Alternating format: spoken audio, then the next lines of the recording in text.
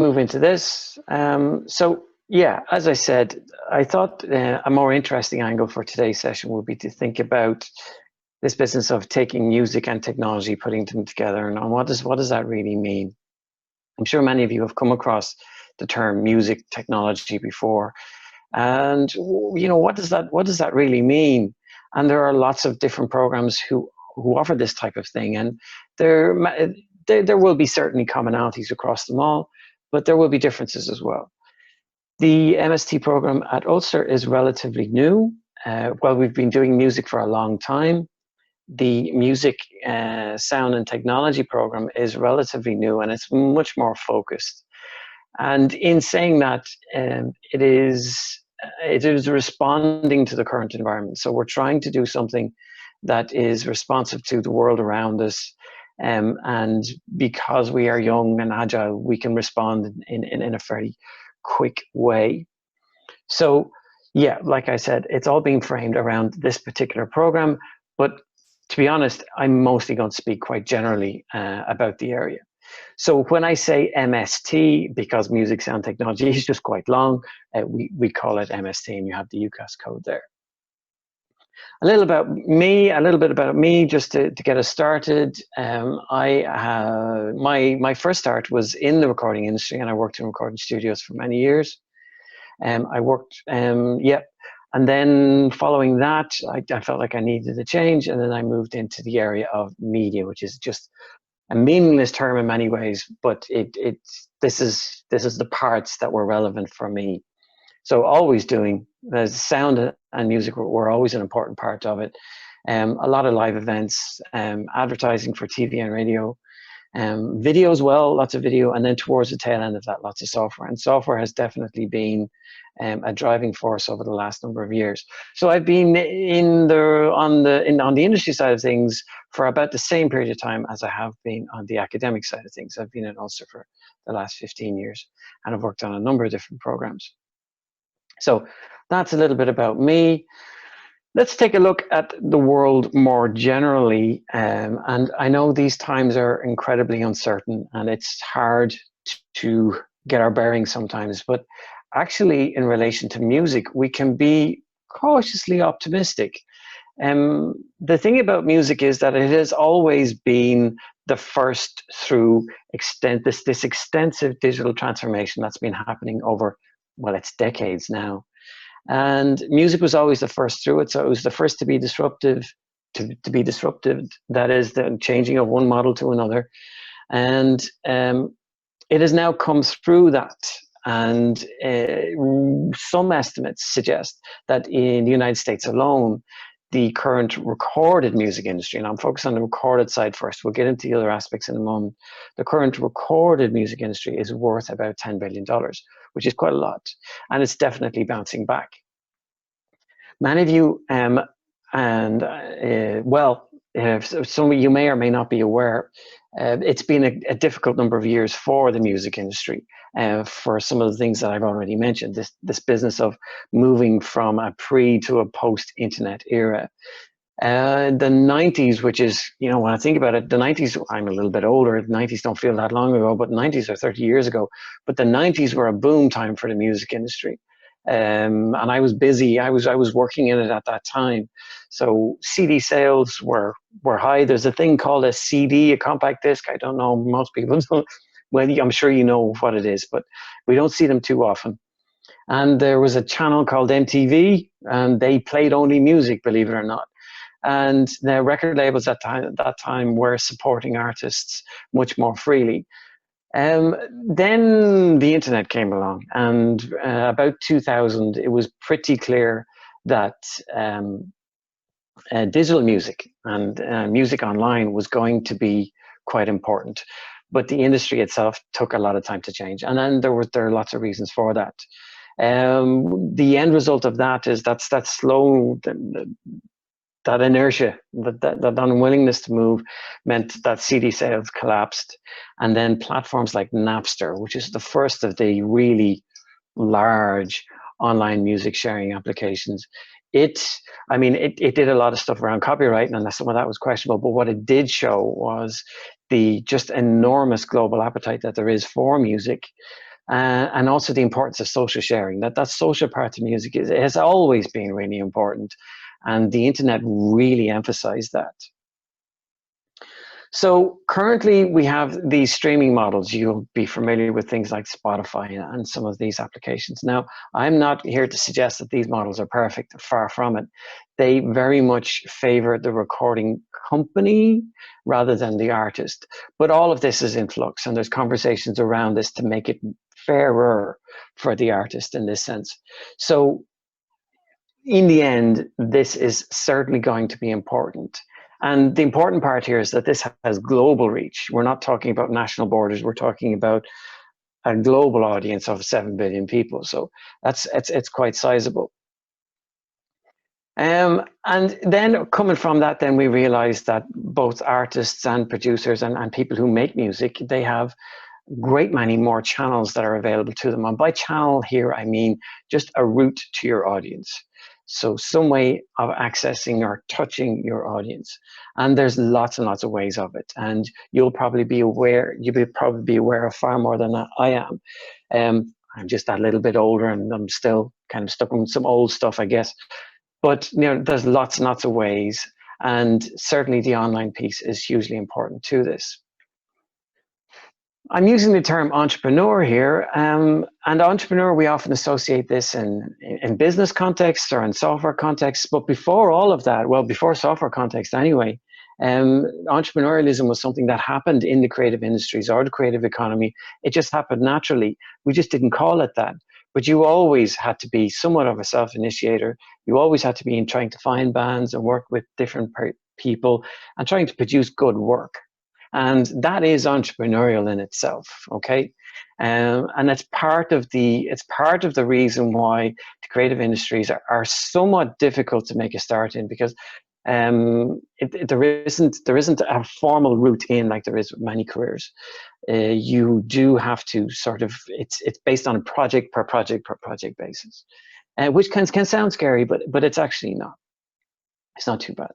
So that's the recording part, and I'm pointing it out here because it's interesting to see that the recording industry, as I said, is making a return, and it's welcome to see. But that really is only part of the picture. When you actually zoom out and take a macro view of all of this, you'll see that music touches just so many areas. TV and film are huge. Music publishing is where you produce music and then you get it placed in TV, film, and all of these areas are really, really busy. So there's lots and lots of opportunities there. Also, sound production and sound design, slightly different. Sound production will be more recording and producing sound on set and those types of areas, whereas sound design is more a post-production type process where we're coming up with sounds after the main work has been done. So we're coming up with music and sound effects and that type of thing. So those areas are busy. The next big one, and it probably, it's actually probably bigger at this point, games. Games are a huge area for sound. And in fact, one of the really, really helpful exercise here is just to think about your own media habits. Again, that term media, just a general term for, I guess, content that we engage with. But think about your own habits and things that you like to do. Think about the types of them, and then think about where music touches, and music and sound touches those, and you'll find that it's quite dominant. So games are definitely a big area of growth. And then I guess somewhat related to that, because you go, well, how is an interactive application different to a game? But it is a little bit. Mobile applications, games on mobile devices, and websites. And then there's all the other stuff. There's what we call physical computing, where you can get into developing interactive applications that are parts of buildings, museums, galleries, loads and loads of stuff around that, where sound and software become part of the information environment, and they've become an integral part of it. I do a lot of work with museums and galleries where they're just trying to make the experience, because young people tend not to visit these places. So what they're interested in is, how do you make these experiences more interactive? How do you make them more exciting? How do you make history? Well, history might not be interesting to you now, but it actually tells us a lot about where we've been, and it tells us about who we are. And if we can use sound and interactivity to just improve that experience, make it more interactive, that surely is an interesting proposition, and it certainly is. So I hope that I've just really just highlighted there how sound and music touches way more than just music itself. It touches on a lot of areas. And for to summarize that in some way, well, again, here's the digital media, the media term, sorry. We know that the digital stuff, let's just call it that, is a core component of the fan experience. So when you're trying to engage with an audience, the digital side of the picture is enormous. And it's far more important than, let's say, the analog piece, the in-person piece. And, you know, the current climate is actually showing us this, because so much of our world is now online, and it's through some platform, and we're trying to engage, being mediated in some way by a software application. And it's very clear, and it's definitely the case that what we might call an immersive environment, so really just media-rich experiences at home, are now the highest source of music consumption growth. So your TV, your Netflix, your streaming, all that kind of stuff, film, and then the whole online piece, from YouTube all the way out to Spotify and personal websites, band websites. You have lots and lots of artists that are now trying to do this next piece that I mentioned here, what we call direct to consumer. This is where you bypass everybody that's in the middle, and you just go directly to your audience. So Instagram, again, YouTube. YouTube is just enormous for music, and all of these platforms using these as your route to your audience. And this again goes back to my point around channels, and the very huge variety of these that are available for artists and people who make music and people who are responsible for producing sound content, shall we say. Yeah, and you know, there's another side to this social isolation, as uncomfortable as it might be. It has really shown to us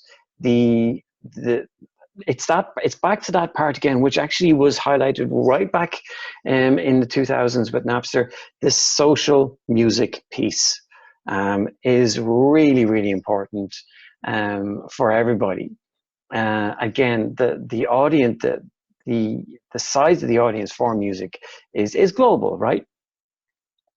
So, I mean, I should also say here, just to be accurate, social isolation has not been particularly good news for touring and live music. So now you'll find that artists have to move in another direction and try and find ways that they can essentially reach their audience again. So the live and the live music, well, it's fabulous and it's wonderful. This is the first time that's really been tested. So that will have to evolve over the coming months and years as well. And then that takes us to where we are, music, sound and technology at Ulster University, and what it is that we're trying to do. We have a strapline, Creativity Made Audible. And there are two parts to this. The first is creativity is central. There's another thing that's worth mentioning is that since about the 60s, all our measures for creativity across the planet, they're actually falling down. For some reason, creativity is lesser now than it was a couple of decades ago. So we really do place creativity front and center. And by that, I mean your ideas, your wishes, your goals, the things you want to do, the things you want to make. And we're not going to sit there and tell you what to do.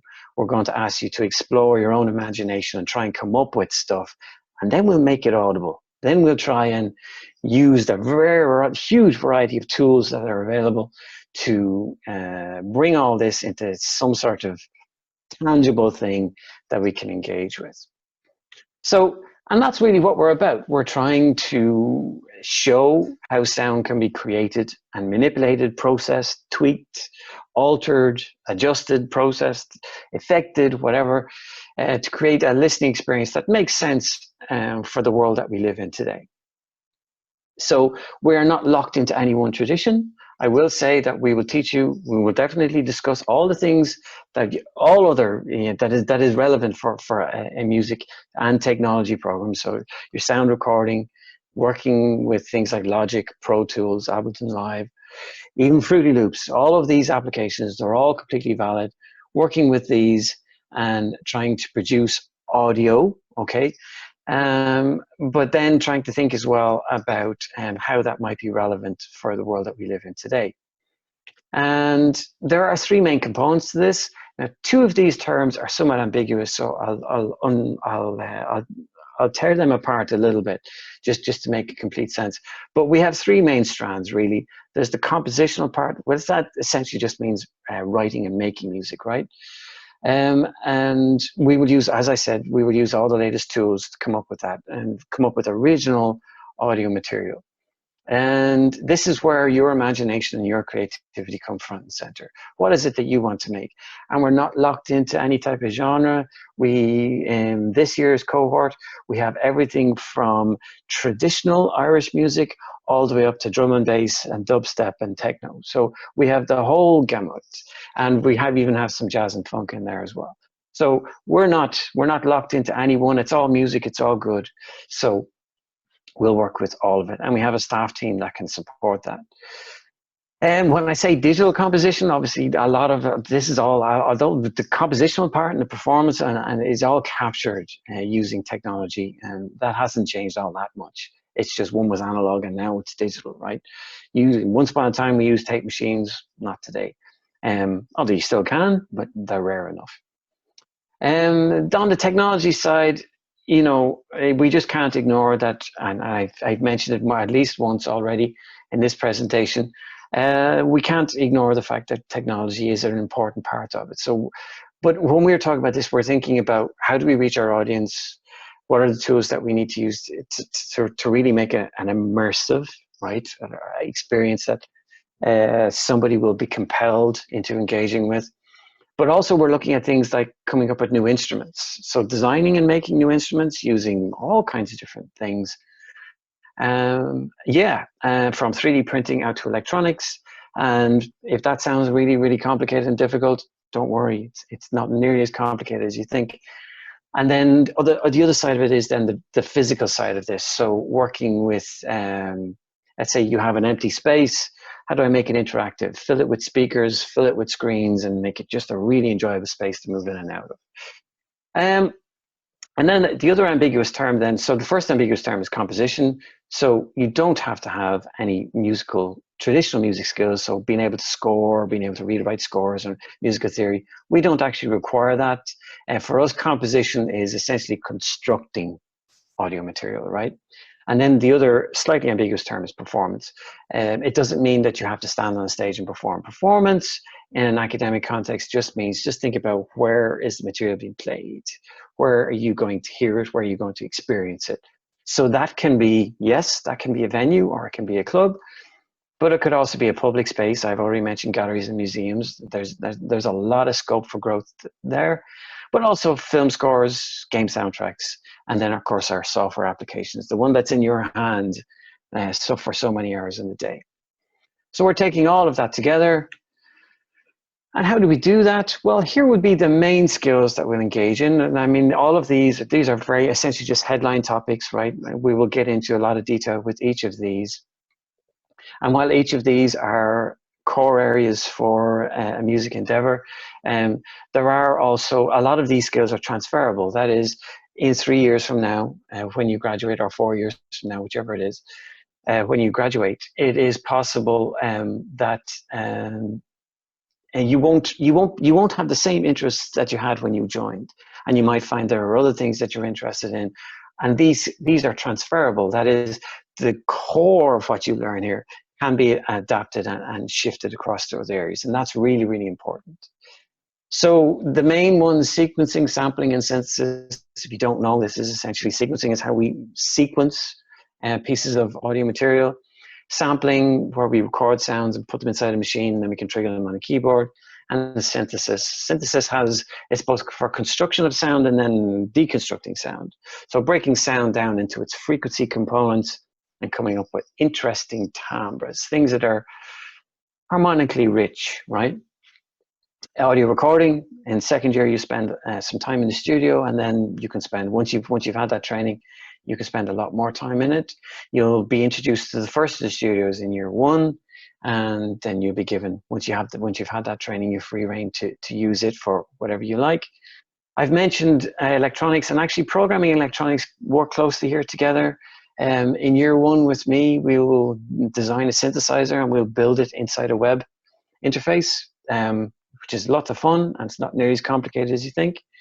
And then the electronic side, we do things like we make little mixers and all kinds of things, little drum machines using physical computing. This is electronic sensors and circuits that we can connect up, wire them into a computer, and then make sound with those. More traditional then, editing and post-production. You always have to be able to edit audio, and post-production is adding polish and that final finish. Music and sound then for film and moving image. We concentrate on both the film and the film side of things. And we also have a module where we work with the game developers in Belfast. So they give us games and we give them sounds, and then we work together collaboratively to come up with finished products. These final two pieces then are really important. Developing ideas. This is the creativity piece as well. Creativity actually takes practice. You have to work at it. And it takes a little time to tease that apart. So we'll talk about how you develop ideas and how you weed out maybe the not so strong ideas to get to the stronger ideas. And that's all part of your creative development. And then a huge part of this, music and all the creative industries are collaborative endeavors. That is, you're working with other people, graphic designers, maybe people who are more specialists in programming, videographers, cinematographers, writers, loads and loads and loads of different people. So it's a collaborative effort, and working in teams becomes an important part of that. And we will spend time developing your skills around that, because that also, it takes a little bit of work to get good at that. So they're the main areas, and a question that I'm often asked is how much of the module is or how much of the course is practice. We are a practice-focused program. That is, everything ultimately ends up in something tangible that we can work with, or something we can hear, either interact with or hear. The theory that we do will always be like things like interesting composers, people have done interesting work, and maybe understanding the history of synthesis, for example. That would be a part of it, but it's all related to other work you can do. And you do have to understand that there have been many innovators down through history, and it's our responsibility to understand some of this as we apply it to practical work. But the ratio is about 2 to 1. So there's 2 practical modules for every 1 theory module. We don't do exams. Everything is primarily assessed through coursework. So that is primarily you're making something up and then you're presenting it to us, either as a submission or using some sort of online platform. You're just giving us the audio pieces, or you have to actually make a presentation itself. And we'll talk about all that. So it's very hands-on. It's always focused on the audio side of things. Remember, everything ultimately is being made audible. So that is the focus of the program. The main version is 3 years. There is the option to take, the core version is 3 years. There's an optional 4th year where you can go out in placement. There are 2 routes you can choose with that. One is to go and study abroad, usually to a US or an EU institution that is similar. So it's a music-related institution, and you can study there for a while, and that's hugely valuable. You can just engage with different cultures, different accents, different people. Really good. And then placement is where you get placed in an industrial context to work within a firm that is, again, in a related area. And we find this is also really valuable for people because they help to find their confidence, and they find that their abilities and their creativity actually have value in an industrial setting. And for many young people, this will be their first experience of that. So it becomes quite important. Where are we? If you didn't already know, we are based at McGee in Derry, which has a vibrant music scene. And we are based in a building primarily based in the Foyle Arts building. The campus itself has numerous buildings. We're largely within the Foyle Arts building because that's where our studios and our labs are. We currently have 3 studios, and I'm very pleased to report that we are currently engaged in extensive refurbishment of these studios. So they're getting lots of new equipment, shiny new computers, powerful computers, and bits and pieces to just essentially an update, but it's a good one. The Studio One, the main recording studio, is getting a great big new console, beautiful thing, and that'll be great. We have 2 dedicated computer labs. They were always in good shape. We do tend to use Apple, Mac largely, but that doesn't mean you have to go and buy one. So please don't go and do any of those things if you're not already in that space. And if you're not familiar with it, don't worry about it. It's a relatively straightforward adjustment. Boyle Arts itself has numerous performance spaces, and then we have a new maker space as well, and that's where we play around with electronics and making things and play around with multiple speakers, so 8, 10, 12 speaker arrays, what we call it, so speakers arranged in a circle, and we move sound around it and we play with that. So I mean this in all sincerity, our goal is your career, and hopefully that's somewhat transparent throughout this presentation, because we're not only are we focused on the modules and the content of the modules itself, but we're thinking about how they might map to a bigger picture. So, you know, there are many more standard pathways in terms of careers that you could choose. One key skill, and it is definitely front and center in terms of how we've designed the program, is this idea of adaptability. I mentioned earlier that the skills you learn in these modules are transferable. That means you can take it from one area and apply it across to another. So that ability to adapt, to be able to take something in, understand it, and then move with something. It really is a key skill going forward, and it's throughout the entire program. So we haven't actually had a graduating cohort just yet. Our first graduation will be next year. No, year after. Sorry. The next intake will be our second year, and then it'll be after that. So the pathways, but we have been teaching music technology for some time as part of other programs, and where our graduates tend to go is into areas like sound design, so sound for picture and games. Again, I keep mentioning it because there are lots of opportunities there. Interactive audio applications, what does that mean? Again, software, right? Thinking about audio and software and interactivity and the things you can do there, lots of scope there. Sound engineering and audio production, it's not as big as it once was, but music, sound engineering, well, making music, producing music it's a lot cheaper than it used to be. So bands these days will largely, you know, what you see them doing is they'll have the equipment themselves gathered up over the years between the various members, or maybe an engineer who's working freelance will have it, and then essentially they book a room, an old castle or something like that. They'll have a nice acoustic.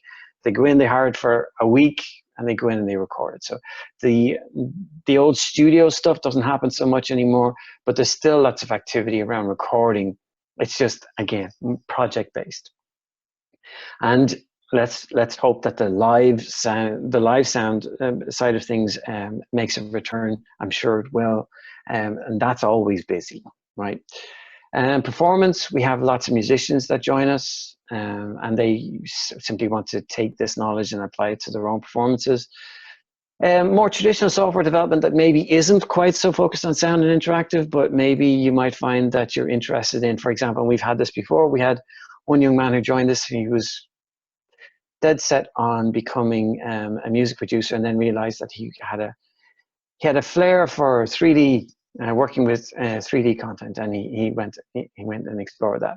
We don't cover 3D anymore, but what I'm saying here is that you will find that there are branching points and things where you might find other areas where you can go and look at. Technical support, event management, and then many students also stay on with us and do research. You might go on and do a master's, or even go on to do a doctorate. So that's essentially the core part of what I want to talk about. That is my email address. I probably sped through that reasonably quickly, but we have time, loads of time, to look at to look at your questions. Just to mention before I finish up on this, the university is running lots more webinars over the coming weeks. And you can sign up for them on the Ulster website. Open days, we're hoping to have some physical open days in September, but we may also be running some virtual events, so online events like this, much more focused, and they're fine. Yeah, so these are the dates. So the McGee Open Day is 18th of September, but we'll also be at Jordanstown on the 3rd, the 4th, and the 5th of September. I'll be there on those days, and feel free to pop up and have a chat. If we haven't spoken before then, that is. If you have any course inquiries, just email study@ulster.ac.uk. Or you can talk about admissions at ulster.ac.uk.